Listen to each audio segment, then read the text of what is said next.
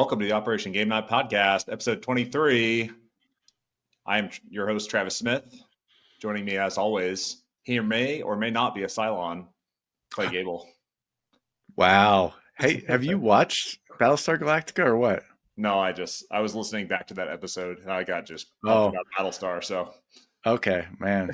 Well, hey, when you finally take the dive and watch one of the greatest sci-fi series of all time, let me know because I think we're gonna have a lot to talk about. But what is the best way to watch that nowadays? So right before it became available on Amazon Prime Video, I bought it all on Apple TV. Okay. But then like a week later, it came out on Prime Video. It's just like part of their thing.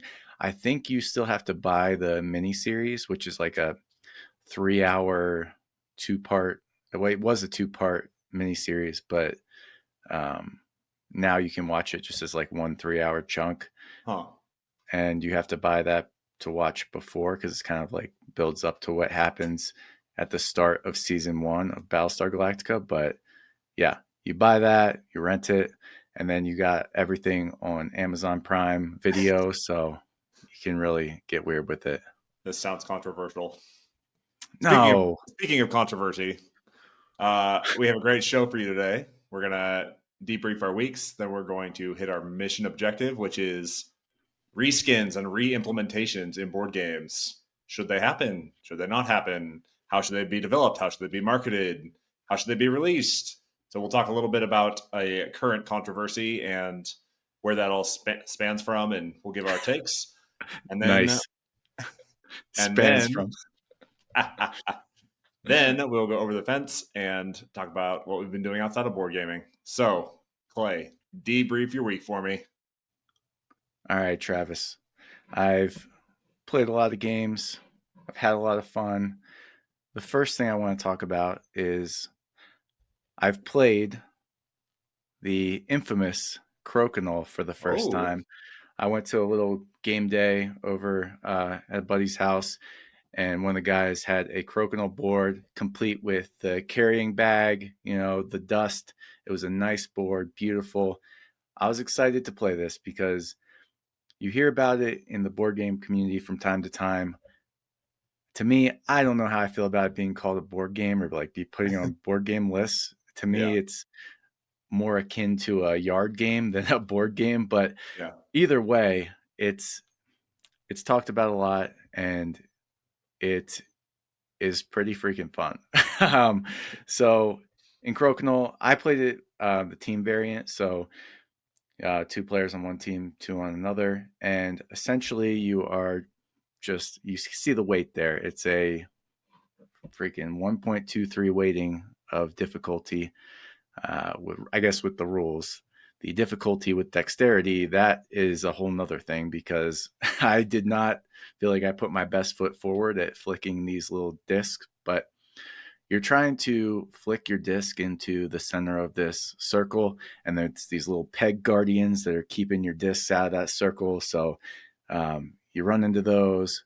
But after you have a disc in the center of the circle, now every time you flick, you have to try and hit one of the opponent's discs first. Okay. So you're just banging each other's discs in and out of this circle. And once everybody shot all their discs, you get points based on how close to the center you are. So like in the middle, you get the most points. And as you go out, you get less. And if you get bullseye, that's great. That's worth the most points, obviously. But that proved to be quite difficult. So some of the people I played with were able to flick it in there nicely. But I mean, it really felt like a shuffleboard the way, like there was he had like sand around the outside so you could like really lube these things up and get them just the lightest touch would send it flying across the board.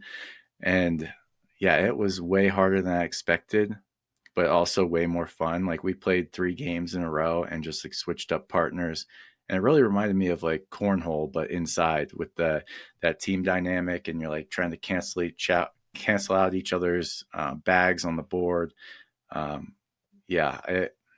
It might be something that I need to invest in my forever home is having that nice, beautiful Crokinole board on the wall displayed and able to bring down for just like a beer and pretzels type night. You just want to play a game, have fun, laugh, and, get into something not quite as serious as pulling out a board game and reading through rule books. So Sure. Crokinole was fun. Highly recommend if you got somebody that has a Crokinole table around, give it a try because it was a blast. I don't know if the one-on-one would be quite as fun because it was fun working with a teammate trying to keep your discs in the center while simultaneously smashing into the other team's discs and, knocking them out.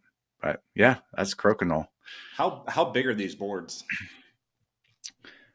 It was sizable. I'd like to give you a specific dimensions, but it would take up the whole width of a table, Oh, like wow. my table in the downstairs. Like it's pretty big.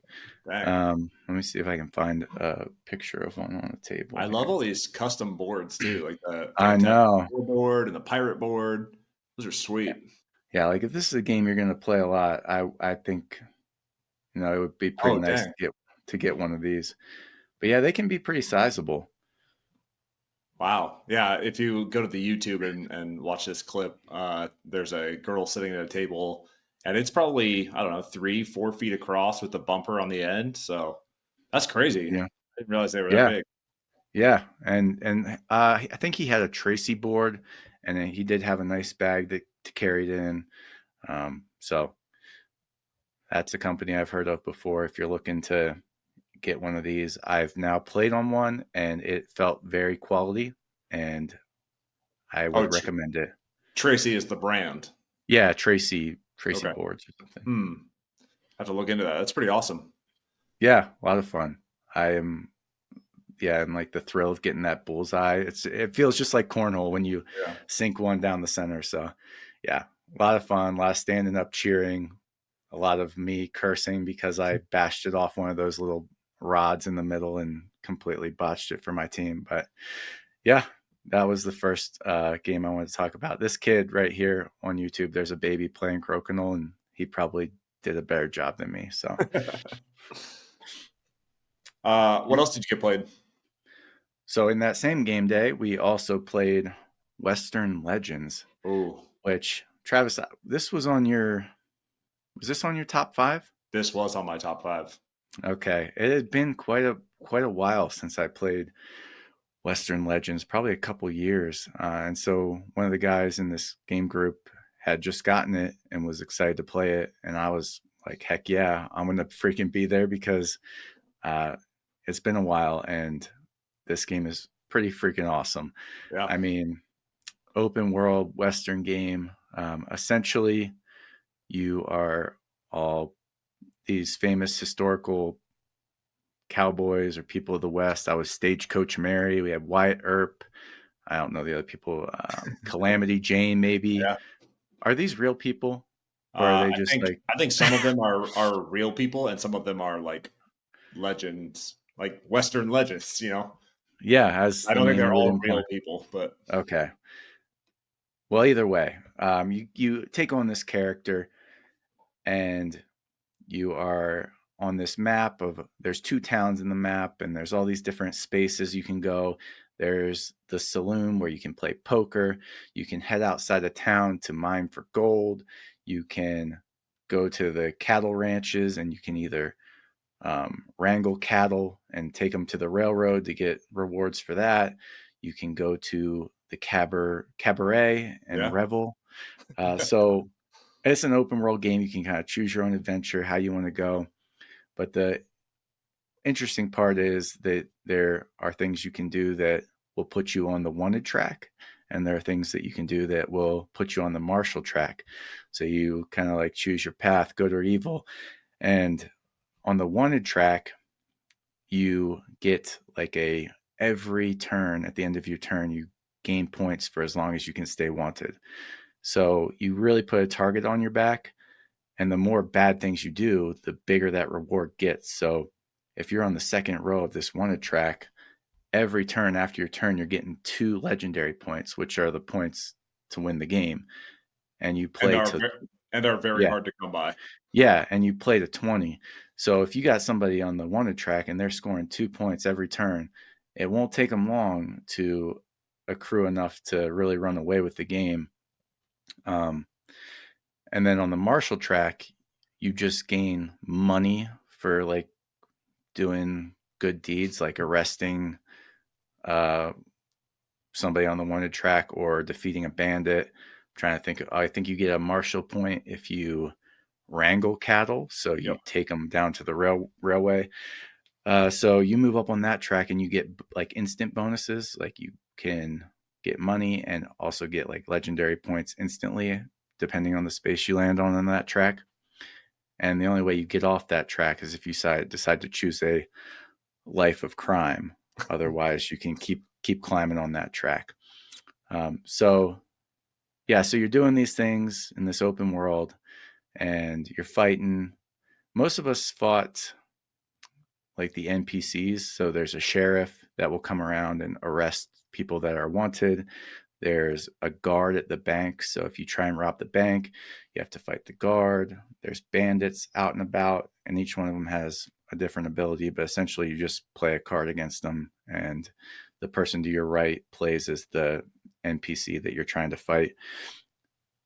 But the coolest part of this game is the deck of cards. I know Travis probably talked about it, but everything hinges off of this 52 card deck, just your standard ace through king or two through ace. I don't know what the proper uh, range you would call it is, but you have your standard 52 card deck. And when you get in a fight, you pick a card and you play it against the other person.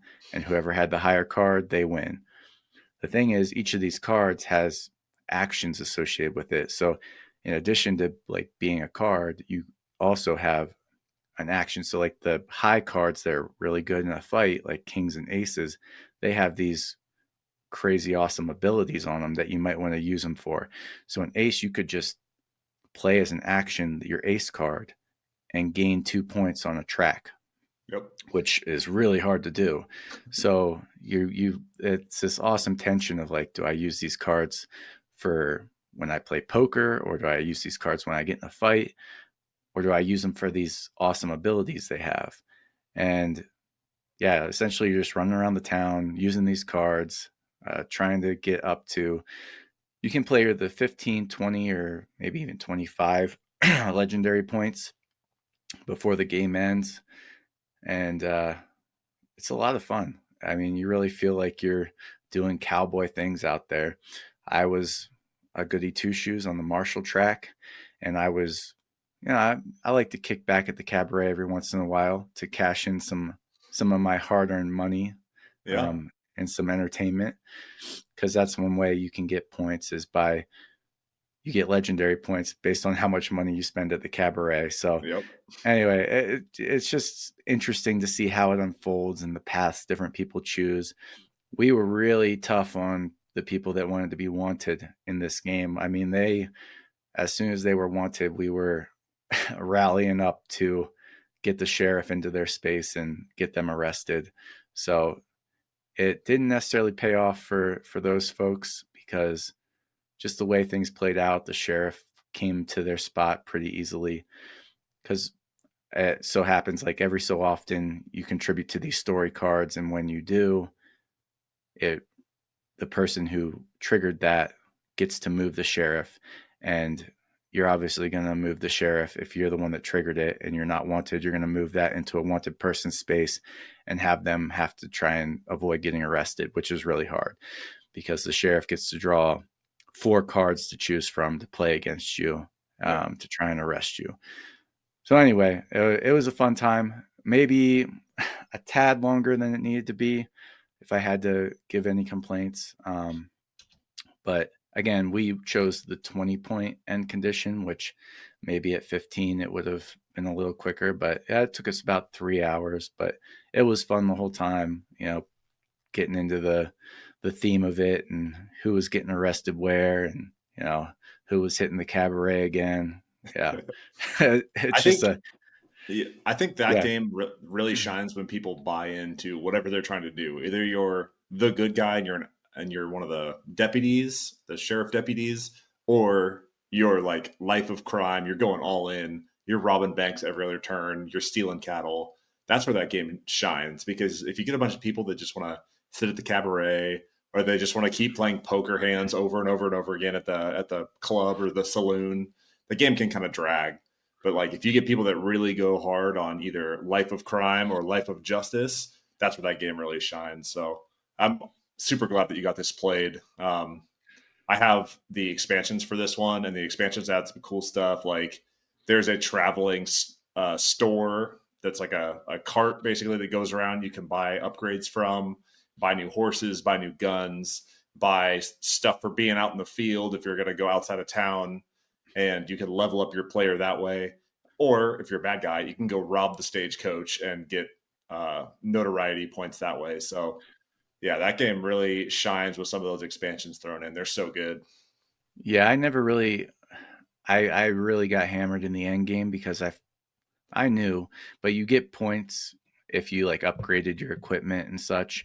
Mm. And I never wanted to waste a turn going to the store to buy new stuff.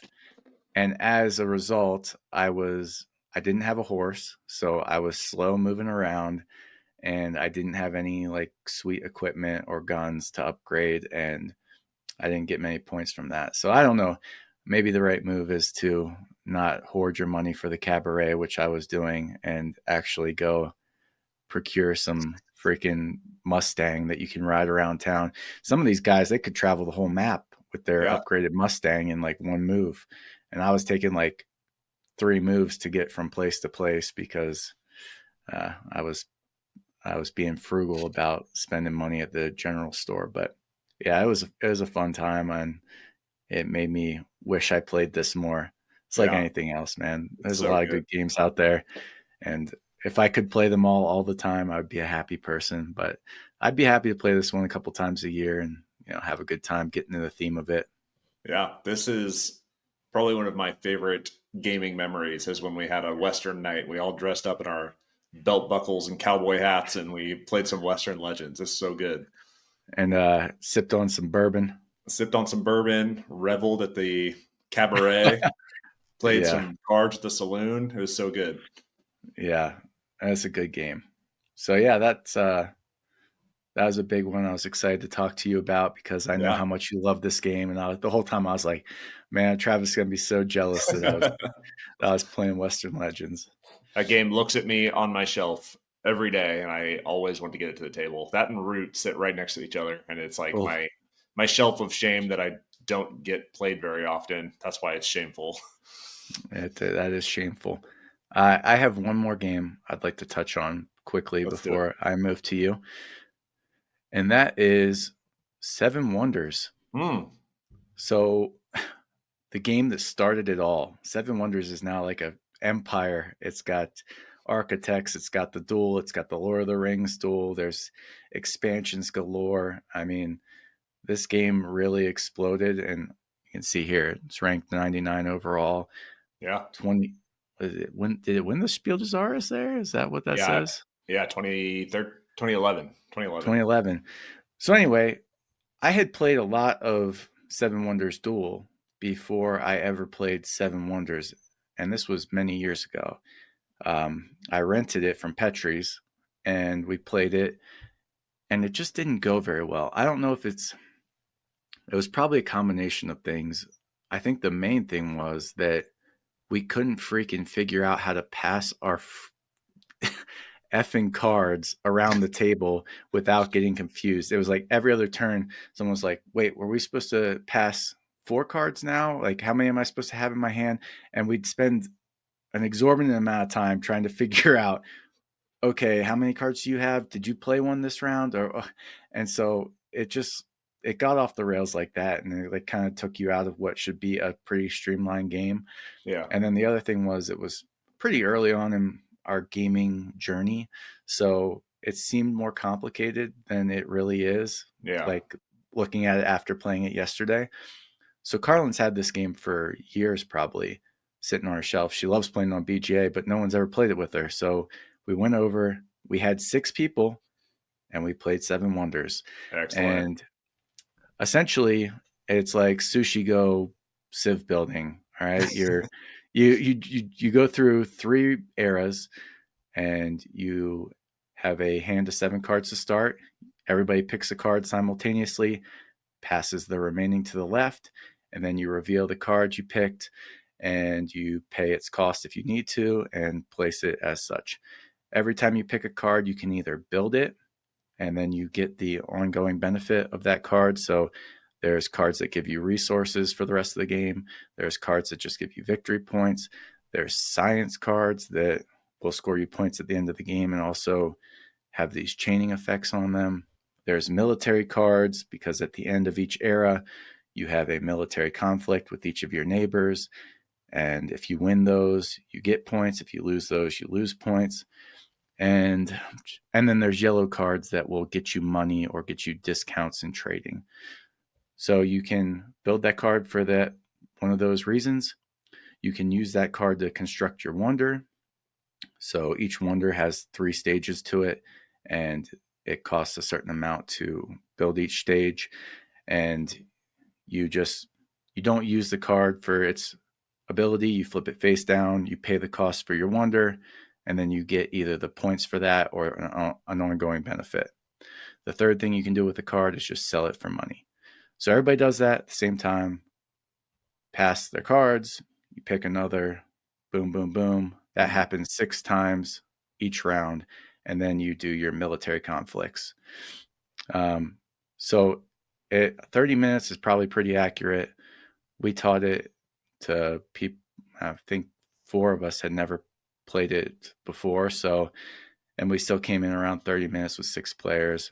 Nice. And it hummed along quite nicely. I didn't quite understand the science, the scoring for that, but that's neither here nor there. It's I really leaned into getting the blue cards that just score you points, and that did not work. I had no military might, and that eventually caught up to me because I got 2 negative points each round. So I ended up with 6 negative points.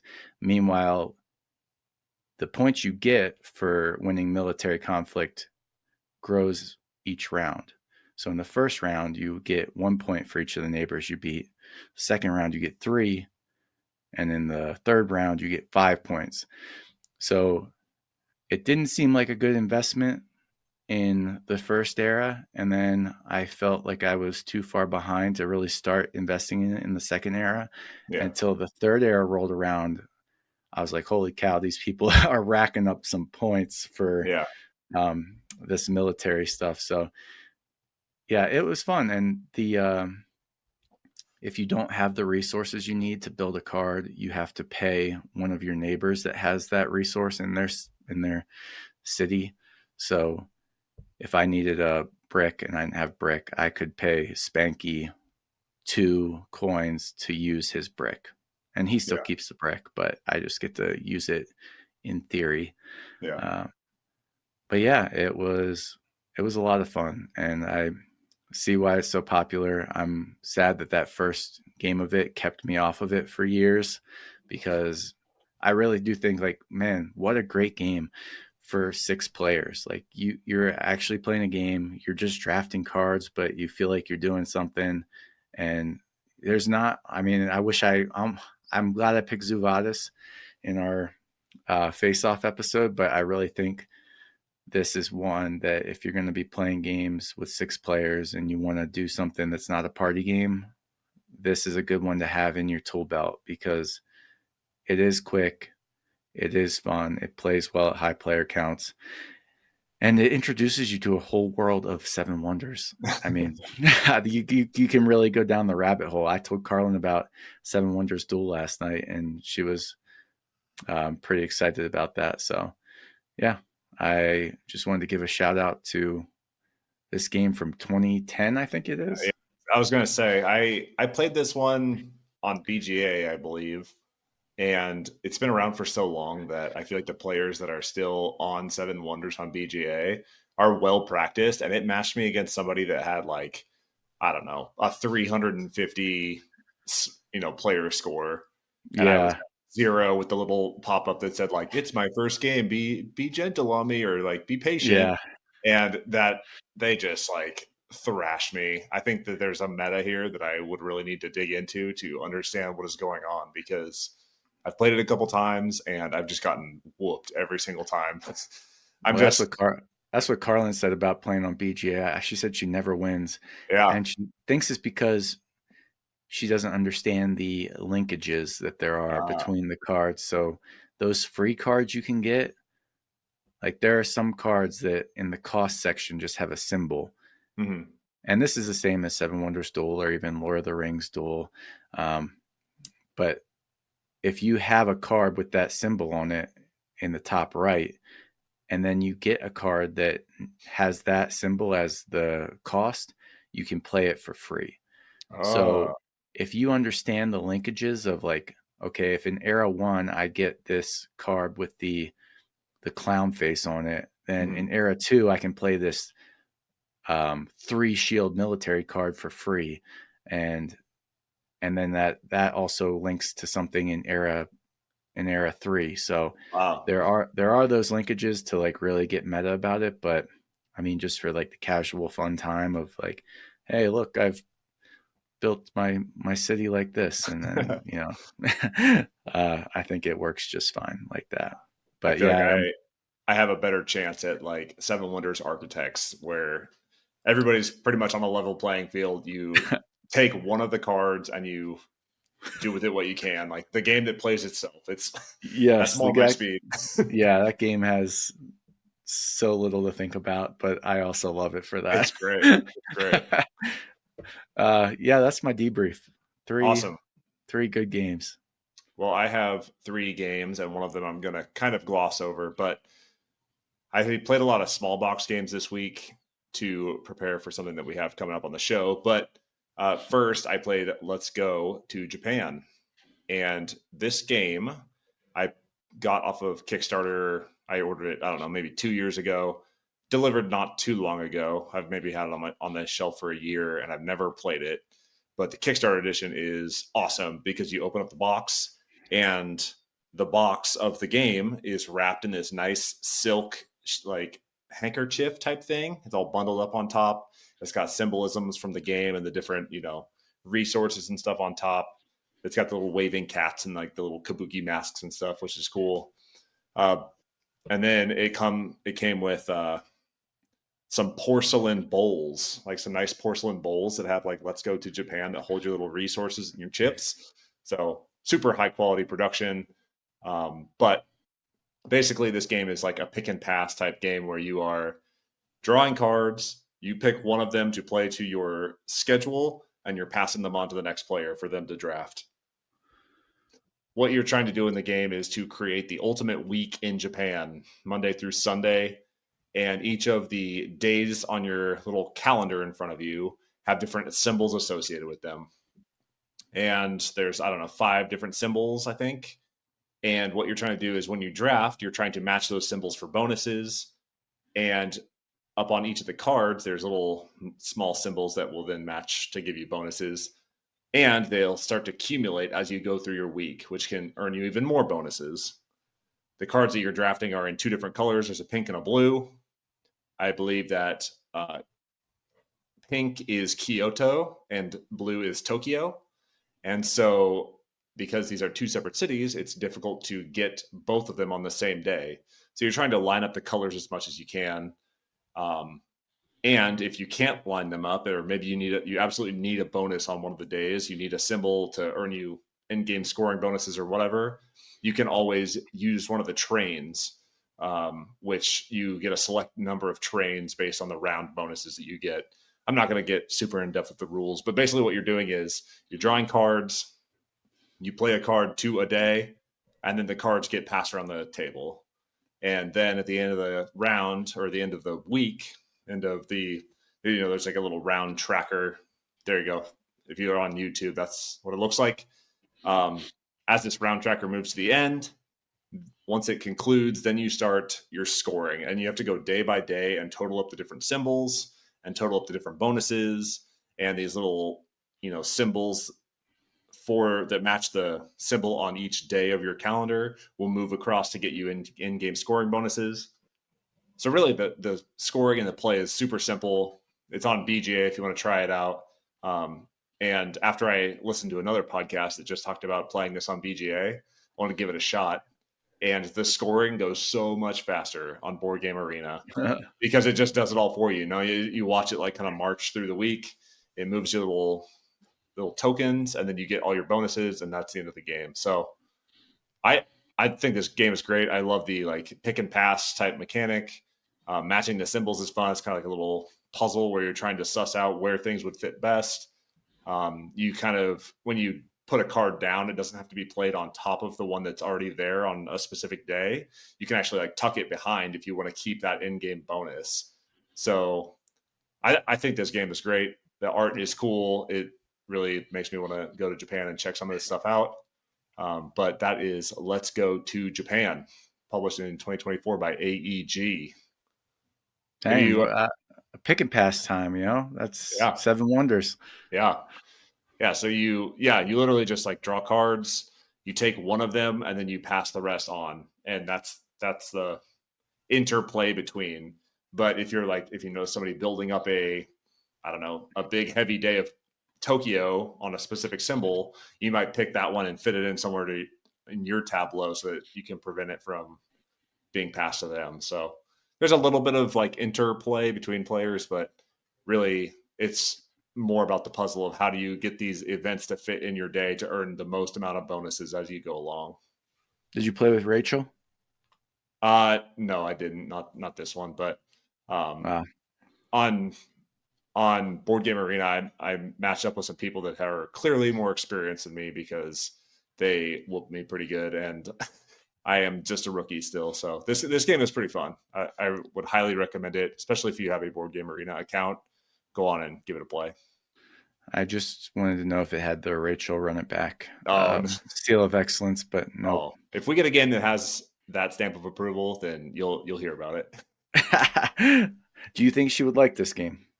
Yeah, I think it's simple enough.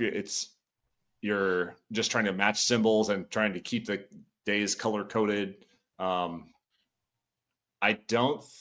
guess I didn't really pay attention, but I'm not sure if there's like a symbol that shows like Tokyo or Kyoto on the top.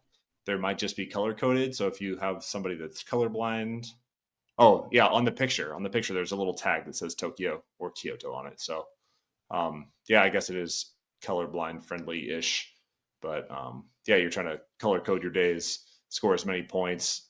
You really want to like overload your weekend days because that's when you can really pile up all the symbols ahead of it and really score those big bonuses towards the end.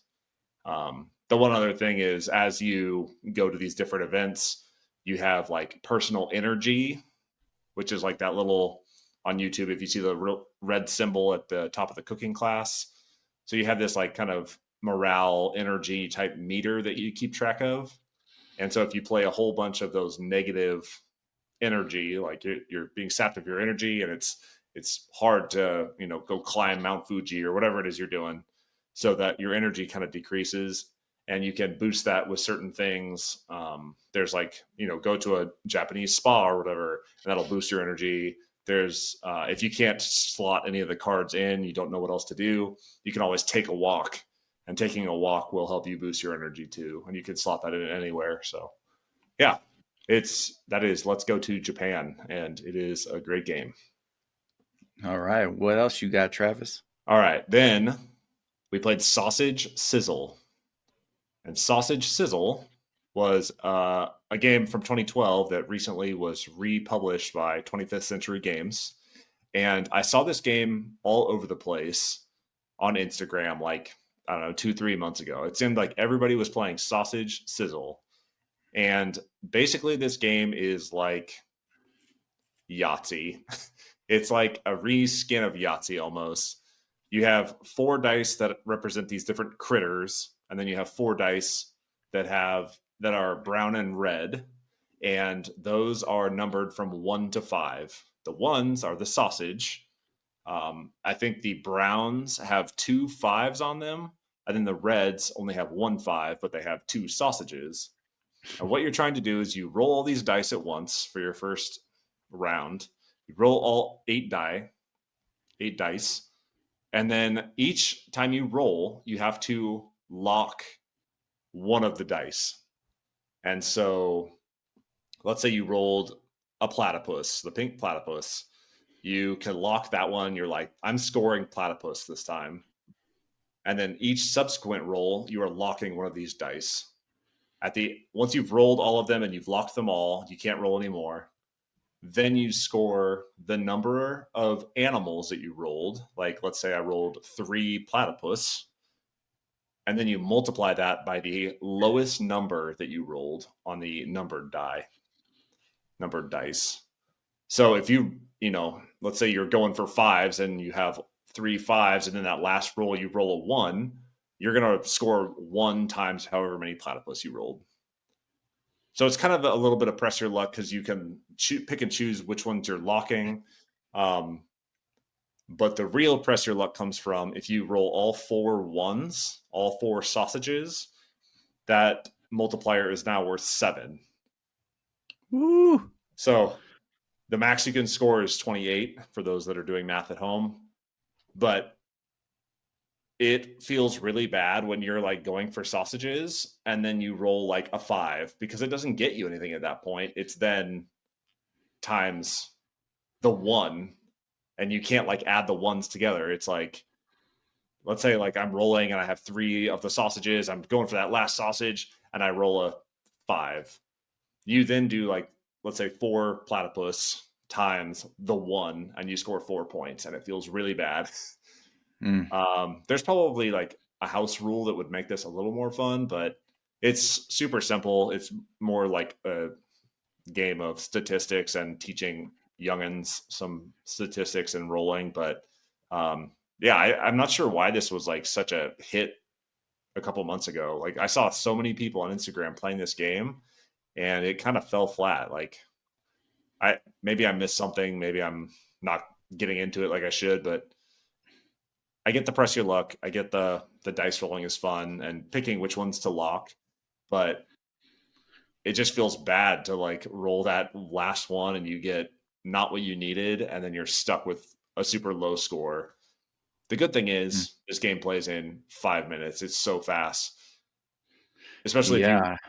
you roll all 8 and let's say you get like 2 or 3 that you want to keep, then it goes much faster. But yeah, it was very meh in this house. I'm not sure we enjoyed this one much. It sounds like it would be whoa in my house because I am digging everything you've said and I am digging the aesthetic here. So I might have to keep an eye out for this one. There is no shortage of dice rolling, push your luck, small box games that can enter my collection because I just love that type of stuff. And Mary does too. So that means we would get to play it, and a game being played is a good game. So, Well, don't go out and procure this one. Maybe this will be in your next game box that I send you. all right, I will stand by for the game box. But the highlight of this game is that baby Gwen actually got to roll a dice. She rolled a die for the first time. It was great. Yes, her first Rachel, game. yeah, Rachel was trying to get one more sausage or whatever, and Gwen, she like held it out to Gwen, was like, Gwen, like, like kiss the die or whatever. And Gwen reached out and she grabbed it and then she chucked it and she rolled a sausage and Rachel scored 7 points. So No way. yeah, it That was great. girl. It Wow. was great. That's So awesome. baby's Go, first Gwen. dice roll. And before you start calling CPA, we were there to supervise. You didn't choke on anything. Everybody's okay. So yeah. Sausage Sizzle by 25th Century Games. Nice. Last one I want to talk about is Tiny Epic Game of Thrones. I am not going to get super into this because I have not played it yet, but I'm so stoked about it because I watched a bunch of videos on how to play it. This is like a much larger Game of Thrones game packed into a tiny box. You play as one of the houses that have special abilities. You are at the beginning of each round, you roll 4 or 5 dice, and there's one extra dice per one more die than the number of players playing. So there's an extra die floating around. The first player takes the 2 die that they chose, and they take one of them and they put it on a mat, and they get to take the action on the die and a bonus action. Actions are like march, recruit, plot, events. There's a whole bunch of different things that you can choose from. But basically, what you're trying to do is you're maximizing those 2 actions that you get to take before passing the extra die off to the next player. Then they have theirs that they chose and this extra die, and they can choose which actions to take. You're moving around, you're recruiting knights, you're claiming castles, you are managing your alliances with the other players and the other like kind of NPC type houses. So you always add a number of non-playable houses on top of the ones that are being played by the players, and then you can ally yourself to use their special abilities. You're earning gold and spending gold. The cool thing is like it's all about claiming castles, because you claim more castles, you control most of the resources, you control Westeros. But the more castles that you maintain, the less gold that you have in your coffers, because you're trying to maintain those castles, and it costs money to run a kingdom. So like it's kind of this push and pull of like, how much do I want to overstretch myself and control castles, or how much money do I want to hold on to then buy alliances with other houses? So I'm super excited to get this to the table. But that's Tiny Epic Game of Thrones. I'm on a Tiny Epic kick. I'm really excited about this one. Dang. I got the expansion that's called Fire and Ice, and that is a cooperative mode where you and the other houses that are being controlled by the other players are trying to fend off the Night Walkers, the Scourge from up north. So you're trying to defend the wall, defend the kingdom as they try and march south and take over Westeros, and I'm pretty stoked about that. And then there's a solo mode that has Tyrion Lannister at the helm, and you control Tyrion, and you're wheeling and dealing. I haven't really dug into that much, but this seems super awesome. I cannot believe that they fit so much game into such tiny boxes. They're epic. Is this like a for sale size box? Yes, it is exactly that size. That's stupid. That they can do that, and for sale just puts a deck of cards in the same size box. It's crazy. Like these, I actually stacked them on top. So the Tiny Epic Game of Thrones, if you took one of the Oink games, Scout, and what was the other one? Oh man, there's another box that's like that size. It's like 3 of the original Scout boxes wide. This thing is like so tiny, and they fit so much game into this game. Oh my gosh. The problem with these tiny boxes is I found that with this one and with Tiny Epic Cthulhu, the second you open them and pull everything out, you're like, unless you're an expert repacker, you're going to have a little bit of lid lift, which drives me nuts. But they're so tiny, you throw them in a box at the bottom of the shelf, and you don't have to look at them. So don't have to be appalled by that lid lift. Yeah, so I'm really stoked about this one. I'm pretty excited to open it up and really dig into it, because it seems far deeper and far, better than it has any right to be in such a tiny box. So that's intriguing. Yeah. I didn't even know this was on the horizon. This is new, huh? Yeah, this is just going out to backers right now. It's a 2025 game. Okay. I don't even know who publishes these anymore. I shouted them out last week with Tiny Epic Cthulhu, but Tiny Epic Game of Thrones is hitting backers right now, and I will probably do a more in-depth review once I get it played. Gamelin Games. There you go. Gamelin. Sweet. Well, I look forward to hearing about that. Yeah, I'm stoked. And then I played a couple other small box games like Scout and Cockroach Poker and stuff like that, but we'll get into those later. Yeah. Let's get into those later. Let's fall in on the mission objective. Let's talk some controversy, some reskinning of games, or republishing games, or rebranding games. What deserves to be republished, what deserves to be remade, when should publishers put out another version of a game that they have already put out. Clay, fill us in on the latest controversy. Yeah, this has been taking the world by storm, or at least the 0.5% of the population that is following board game news. But Stonemaier of Critical Esteem has announced that Finspan is coming out, a successor to Wingspan and a successor to Wormspan now. And that should be available for pre-order this week. Nah. I think till this episode airs, it should be available to get pre-ordered from the Stonemaier website. So keep an eye out for that. I will expose my bias here. I do like Stonemaier games. I am a fan of the company. I'm a fan of what they do. So that is my bias to this whole discussion. But this is a much bigger discussion than just this single game Finspan. I mean, the amount of vitriol that has come out against Stonemaier Games for publishing a third game in the Wingspan world has been pretty rough. I mean, if you look at Board Game Geek, it's already flooded with one star ratings of a game that they haven't even played yet.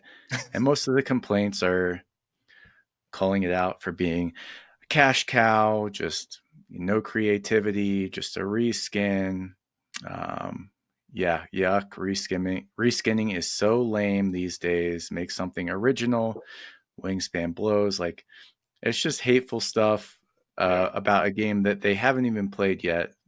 But these feelings are clearly coming from somewhere deep inside that is upsetting people. That I think the main upset is coming that people think these companies, these board game companies, are just, specifically Stonemaier Games in this instance, in lieu of coming up with something new and original, they are just milking that cash cow once again and trying to line their pockets off of a subpar game that's using the name of an already popular title for them. So, yeah, that's kind of what is driving this discussion. There's been lots to do about this throughout the week. People in defense of Stonemaier Games, and definitely lots of people voicing their concern about companies doing this. So, having yeah, never played it before, did you? This one is like a streamlined version of Wingspan, correct? Like they changed a couple of mechanics in there. yes, it's not the exact same game. Yeah. And for me, I think this might be my favorite of the three, just Oh, based off what I've heard. One, I love fish. yeah. So the theme is already doing it for me. And two, it seems more streamlined from everything I've heard. It cuts down on a lot of the different resources, like your cards are the resources. So I think this could very well be my favorite version of the Wingspan world. So I'm looking forward to it personally. But again, I want to make this larger than just whether Finspan deserves to exist, because I think if you're being objective, there's nothing wrong with this, right? I mean, there's 45 Ticket to Rides. There's 16 different Azules now. There's 100 different clanks out there. I mean, it's not even just a reskin, because with Wormspan 2, they changed the mechanics. It's a different game. Yeah. It's just, I mean, the core principles are the same. You're building a tableau on a mat in front of you, kind of engine building to, score the most points. But yeah, what were your initial thoughts when you saw this and potentially heard about the backlash against it? So I come from more of a background of like I follow video games very closely, okay? And they do this with video games all the time. They can, it's a little more complicated than like dragging and dropping code into some new cartridge and then putting it out on a new system, right? They have to tailor it and they have to make sure that it runs smoothly and all that stuff. But like I think Nintendo is like the biggest video game company in the world. They have sold Super Mario Bros. On every system since the dawn of time. Okay, like since the NES all the way through, they have sold Super Mario Bros. On every single system. Okay, and people continue to buy it because they love that stuff. People at Stonemaier Games have taken Wingspan and they expanded on it. They made it a little more complex with Wormspan, and now they've streamlined it so you have like left and right of center of Wingspan with these two different versions, and people are mad about it. I don't understand it. Like I know it's a little short time between Wormspan and Finspan. Wormspan came out in 2023. Don't quote me on that. Yeah. Wingspan Wingspan in 2019. Finspan now in 2025. But I just don't understand all the controversy. I think initially it came across as like a joke. Like they published it on Instagram. People were like, "This isn't real." Like Finspan, they just did other span games. We have all the Wingspan, expansions and everything, and now they're coming out with Finspan, and maybe they just gave Stonemaier their money for Wormspan and Wingspan, but these are designers that are putting in some work on this game. They've probably played tested it 1,002 times. Like, even if this is not for you, it doesn't deserve the hate that it's getting, and people need to be a little more positive about it. Like, you didn't see. I take that back. People really jumped on Ares games when they were using AI art on some of their terraforming Mars stuff. But like they have a dedicated designer that worked on this art for Finspan. They had designers that, put a lot of love into this. Stonemaier Games has a pretty flawless record of putting out quality games, and we have sung their praises many times on this podcast. So I just don't understand where all this hate is coming from. Yeah, I don't either. I'm really trying to understand for the sake of, not being too the other way about it. But Yeah, I listened to a really good YouTube video from Alex from Board Game Co. yeah, And he talked about this, and it really he really touched on the financial side of being a small board game publisher, which Stonemaier Games is, right? yeah, They have 7 employees, one of which is Jamie, the head of it. yeah. So they're not a big company. To make profit in the board game industry is rare Mm, and very difficult. So if you're a company and you have a game like Wingspan that's evergreen and is going to make you money, I feel like it's just the right thing to do for your employees and for your future creativity to try and keep making money on something that it is probably going to sell, because it doesn't do us any good if Stonemaier Games goes under and then they can't come up with something awesome like Stamp Swap, which just came out yeah. and I loved. I mean, that was certainly not a retread of any other game they have. And I think that these evergreen games are what really pave the way for companies to have the capital to be able to maybe invest in something that might be a little off the beaten path. Yeah, that's a great take.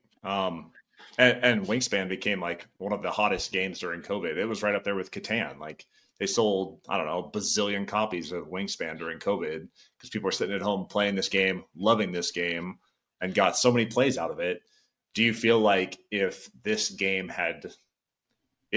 had become popular at any other point besides COVID, do you think people would be so negative about this one now? Like, did they get their fill of this span mechanic game during COVID, and now they're like, all right, that's enough. We've had enough of the Wingspan, of the Wormspan. Give us something new. Yeah, I don't know. I do you think it might just be the name that really is that drives people crazier than the other games that are doing similar stuff? Like, because like Azul has Azul Summer Pavilion, Azul Queen's Garden, Yeah, and it seems to just be like, oh yeah, another Azul, whatever, who cares? But is it like the fact that they've come up like the Finspan is, I don't know, just a crazy name and it's drawn attention to it, and might not help that Wingspan, I know when it came out there was some controversy around its original release yeah, about not enough copies being printed and like mhm, potentially people calling Stonemaier games out for like intentionally creating scarcity around their product, which I don't believe they did do. I think it was way more popular than they ever could have anticipated it was going to be. Yeah. Um, but yeah, I just don't know. There are a few companies that seem to get away with just reproducing the same thing in a million different versions and nobody says boo about it. But Yeah. 3 games in a popular game series is like the people have seen red over it. I Yeah. just don't. I wonder also if like they're trying to evoke the Wingspan imagery with Finspan, right? Yeah, you have the span at the end and it says a Wingspan game, but Wingspan, you have this bird with its wings spread wide on the cover. Wormspan, you have a dragon with its wings spread wide, and then they put a flying fish on the cover. Like if you would have put a big trout on the cover of this thing and just said like Finspan, it's got a big ugly trout or a big mouth bass or something silly on the front. Like I doubt it would have drawn. It probably would have drawn controversy, but like it just I don't know. Maybe it's the imagery that also adds to the fire a little bit. Like it's definitely memeable and it's definitely worth poking fun at. Like where's it going to stop? And I've seen so many like funny memes about like where it could go from Yeah, here. I wish I could remember them off the top of my head, but that's fine. Like that's just all fun. But the like the general hate is not fine. yeah, Like just don't buy it if you are interested in it. I mean, nobody's holding a gun to your head, and to like go on and rate it 1 star before you've even played it, or yeah. like that's just too much. Which is really too bad because for the most part, I feel like board gamers can be very positive and supportive and get behind these publishers that try new things. And it's so weird, like what just triggers them into going on and review bombing or like for the longest time, what was the game that got a bunch of copies stolen at like Gen Con a couple years ago? Oh, But there's I that guy can. that Yeah. like stole the truck of maybe it was Lorcana or something, and like that just it wasn't Lorcana. Man, what was that game? No. But that guy that stole the maybe it was like the guy stole a bunch of Lorcana cards, but then he had published a game previously, and his game like skyrocketed on the BGG top 50 just because he was associated with this game. Like it seems so weird these trends that reviewers follow, and it's just kind of off putting to see people pile on to Stonemaier Games and this small team that puts such love into their products just because Yeah. they don't like this flying fish on the cover or they don't like that it's a reskin. You don't see them jumping on Hasbro every time they put out another version of Monopoly. Like Oh God. Give there's me a break. 10,000 of those, right? Like if you want to Yeah. collect every Monopoly, good on you, right? It's not this community's board game of choice for the most part, but there's people out there that collect those things. Just live in your own little circle, live in your space, enjoy what you enjoy, and just don't like spread hate because you don't like a flying fish on the cover of your latest Stonemaier game. Yeah. I kind of wanted to just go down like I wrote down beforehand the ways or the different ways new games come about, right? Yeah, let's do And it. so like there, I doubt this happens anymore, and probably like Cole Whirly and Whirligig Games and some of these real indie publishers might have like a novel idea with completely novel mechanisms that have never been seen before, and they're just like the peak of creativity poured into this thing, and those can do well, but you know they probably take a lot of time, a lot of effort, and are a Yeah. lot of risk for the people involved.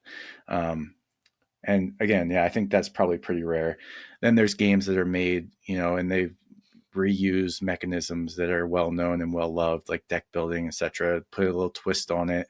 Mhm. Um, then you have games that are spiritual successors. So like Andromeda's Edge is a spiritual successor to Dwellings of Eldervale. Yeah.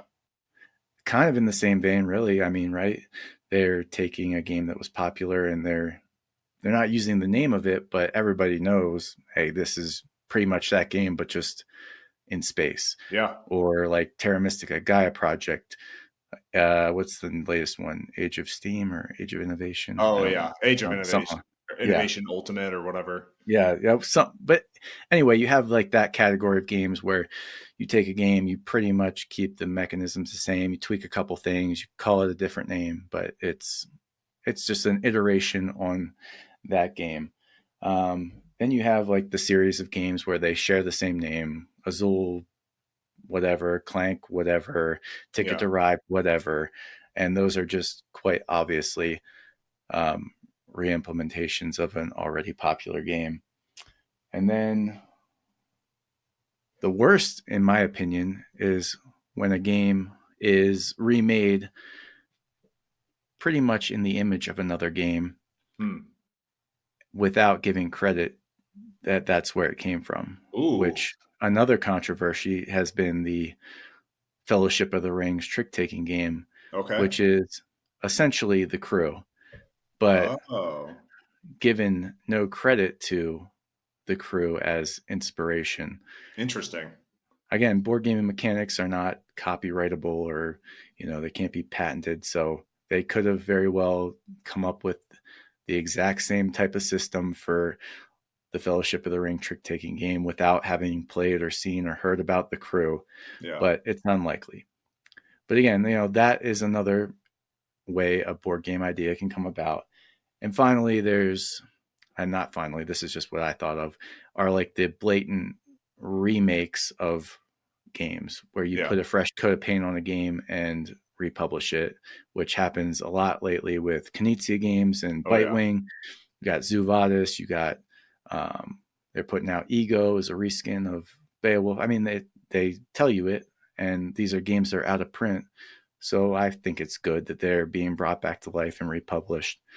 But anyway, there's just like all these different ways that games are all just really, a lot of games are really just iterations on another game Yeah. or a previous game. So, you know, to me, that's fine. Like I watch TV shows and I want there to be another season of The Office, right?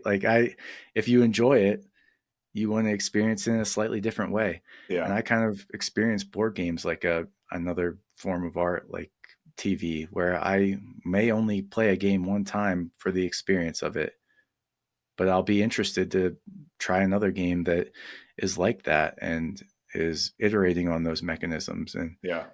or just has new components with it if it's just like a remake. So I don't know, those are kind of my thoughts. I really don't see what any of the hubbub is about. I do see with that trick taking game where that could be a controversy, Yeah. to not give any credit. Like, I mean, even shout out to Stonemaier Games. They gave credit when they made Red Rising Yeah. to Fantasy Realms. Like, Mhm. it's right there in the rule book. Like, this was inspired by the mechanism we love in Fantasy Realms, and we wanted to put a Red Rising theme on it and add a couple extra things. And so it's right there. Uh, but anyway, yeah, those are my controversial takes on the controversies at Yeah. hand. I think the one that really stuck out to me lately was Everdell. Actually, Everdell just put on Kickstarter I don't know, Everdell Slopes or something. It's a mountain version of Everdell, right? You're up in the Yeah. mountains. You're same mechanic. You're placing workers to gather resources to then build a city in front of you. Okay. I saw that it Mm-hmm. was, they came out with the big mega box, which sits on my shelf. Then they had Far Shore. Okay. They changed the mechanics a little bit, but for the most part, it's place a worker, gather resources, pay the resources to build your city in front of you. Then they had Yep. Everdell Duo, same type of thing, except it's two players. And there's a little bit of like, hey, take that. I'm blocking you from taking the action you want. But then they had this mountain one, and I was like, that could be kind of cool. Like if you're gathering resources to then like use those resources to survive in this snowy environment or something. But it's not that. It is what are no, not Duo. It just came out on Kickstarter. Hey, look how Silver many Frost. Everdells. Yeah, Silver Frost. There you go. And reading the description, at least, I haven't watched any playthroughs or anything. It seems like it's more Everdell. And they put out so many of these things. You had to scroll down to find it on BGG. So I don't understand the hate that something like Finspan gets. I get it's a little memeable, but there's other companies out there doing similar things. And Everdell, they clearly love their IP, they love the art, they love the mechanics that Everdell brings, so they keep investing in it and people keep buying it. Same with Wingspan, like they generated new art, they tested a new mechanic, they're putting it out there for those that love Wingspan and Wormspan. So enjoy what you're going to enjoy and just stop spreading the hate. It's terrible. Yeah, seriously. The other thing I was going to hit on, based on your comments, I was going to go back to video games. Okay, so man, who publishes that? I think it's like 2K Games or something. They did Shadow of Mordor and Shadow of War. Okay, Lord of the Rings games where you are playing as Lord of the Rings character that has the ghost of Celebrimbor inside of you, and you are going around and you can bend orcs to your will. Okay, so you sneak up on them. You basically like put your hand on them, like the hand of Saruman, and you can basically like turn them as an ally. You can interrogate them. You can do all sorts of cool stuff. And the cool thing about this system is that as you turn different orcs, they can influence their little circle of orcs that interact with them, and your influence starts to grow amongst the ranks of Mordor. So you can like terrify them, you can make them your ally, you can get information from them, and they call it the Nemesis system. Okay. It had very rarely been done something to this scale in a video game before. 2K, yes, that one. Great picture. Great picture. So they went and they patented the Nemesis system. So you can no longer have this interactive thing where these groups of soldiers are then being influenced by you that then carry the story forward amongst their own ranks, even when you're not interacting with them. There are so many games that could do cool stuff like this with this mechanism, right? But they have patented it and it's not being expanded. They're not using this in any of their new games, right? It's these 2 games that they used it in, but people cannot take this cool thing that somebody built and expand upon it and change it and make it their own. So it lives in this little capsule from here on out. And I feel like that's the same with board games, right? Like I don't want to patent trick taking, okay? Because that would put a monopoly on trick taking, and it's already been done 1,000 times before. So you stovepipe this thing into your specific mechanic, and that's not like if you love board games and you go ahead and you start taking these mechanics away from people, then you're just making the entire board game sphere worse off for it. And it's not what these people are doing. I understand that, but people that are I guess I don't really know where I'm going with that, but like I love the thrust of it though. like I feel righteous. board game mechanics, whether you're borrowing it from somebody else or not, you should give credit where credit's due, right? Somebody created a mechanic that you love and you're borrowing from that mechanic, shout them out and evolve on it. Don't just like copy paste, add some new art and then ship it, right? Yeah. And I can see where the controversy comes from with the Lord of the Rings trick taking if it's really that similar. But I think the majority of the board game sphere and publishers do a good enough job of giving credit where credit's due if they're borrowing from people, because board games are expanding so quickly. Like the community that exists now and the market that exists now was not the market that was 20 years ago, right? Board games are getting bigger, they're getting better. There's entire conventions now that are exploding because of it. And yeah, I think as long as board game publishers are expanding on mechanics and borrowing from previous projects responsibly, then I think it's all fair game and they can go for it. So that's my rant on board game republishing. I think we've planted our flag in the ground. Let's go OTF. But before we go OTF, stop spreading hate on the internet. Just enjoy what you're going to enjoy, and yeah, stop spreading your hate on the internet. this is a small community, right? Not there's not a lot of degrees of separation between these publishers and content creators and reviewers. And so your opinions, whether they're positive or negative, get seen and heard and felt. So keep that in mind. Yep. ELE. Everybody love everybody. Yep. All right. Let's go over Oh, the hey, fence. well, Yeah. before we go over the fence, you want to give our viewers, listeners, a quick preview of what might be coming in the upcoming weeks on the show. We Ooh. got some exciting guests. We got some other stuff. So Yeah. So next week we are going to be talking with Bo from Punchable Games on solo games and what makes a great solo game. Then we are going to have Paul Solomon from Gamehead Games, the new head of Gamehead Games, and he's going to come on and talk about his new lineup. We heard a little bit about what's going on at Gamehead from Amanda from Empty Nest Board Mama, but he's going to come on live in person and talk to us about what he's working on at Gamehead. And then we're going to have a small box game showdown and a couple of other interviews. So we got some good stuff coming. We're going to try and post more live plays on Board Game Arena for those that are interested. And so you can check us out on Instagram or YouTube or wherever you get your podcasts.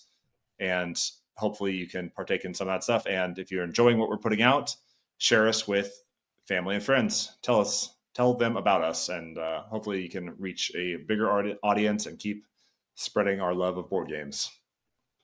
yep, I'm excited about what's coming up. It's going to be fun. Yeah, we got some good stuff. So, Clay, go over the fence with me. I will gladly go over the fence with you, Travis.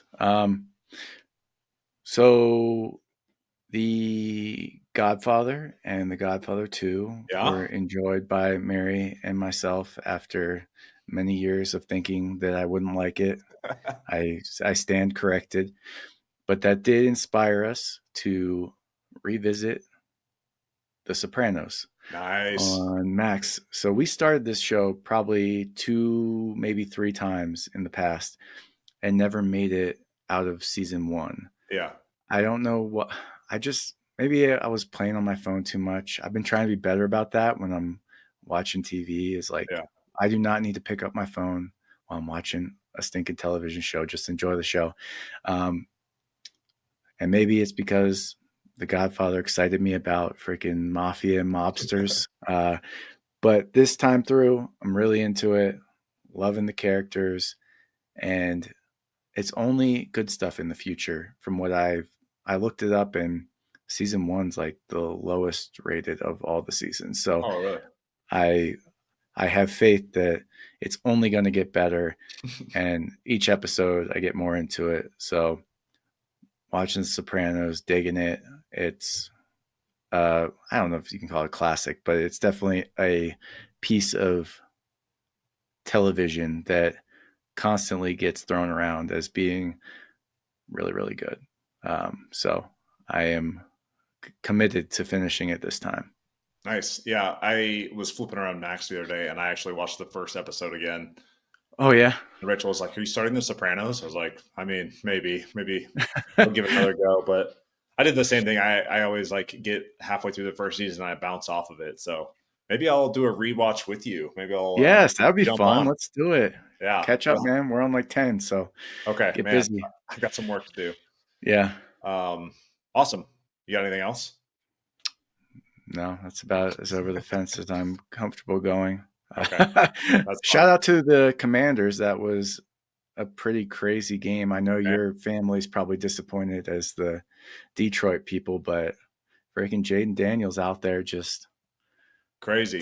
taking the Commanders to the NFC Championship game. It's Yeah. pretty cool. I knew the Lions' injuries were going to catch up with them eventually. So Yeah, day of reckoning finally came. I didn't see that coming. For Over the Fence, we just got back a couple hours ago from Amsterdam, and it was our first time going up there to the Netherlands. Amsterdam is awesome. It's really cool.